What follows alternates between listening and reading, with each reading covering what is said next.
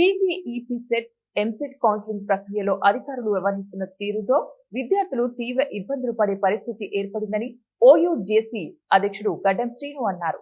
ఈ మేరకు OU arts college ఆవరణంలో ఏర్పాటు చేసిన విలేకరుల సమావేశంలో ఆయన మాట్లాడుతూ TGEP CET EAMCET second phase counselling ప్రక్రియలో అధికారులు టీసీ కంపల్సరీ అని కండిషన్ పెట్టడంతో విద్యార్థులు సీషాప్ దోస్తు ద్వారా డిగ్రీలో జాయిన్ అయ్యే అవకాశం కోల్పోయే పరిస్థితి ఏర్పడిందన్నారు.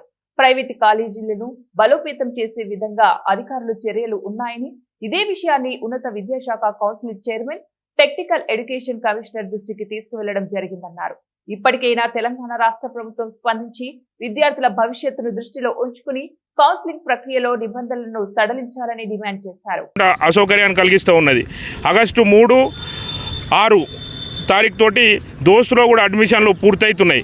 అంటే ఈ ఏపీ సెట్ ఆర్ ఎంసెట్లో సీట్లు పొందినటువంటి విద్యార్థులు తమ సీట్లను క్యాన్సిల్ చేసుకోవడానికి అవకాశం ఇవ్వకుండా, లేదు బీ కేటగిరీలో 10వ తారీఖు లాస్ట్ డే రావడం వల్ల ఇప్పటికి కూడా యాజ్ ఆన్ టుడే ఇప్పటికి కూడా 10 తారీఖు వరకు కంప్లీట్ చేయమని చెప్పి బీ కేటగిరీ గైడ్లైన్స్ ఇచ్చిర్రు.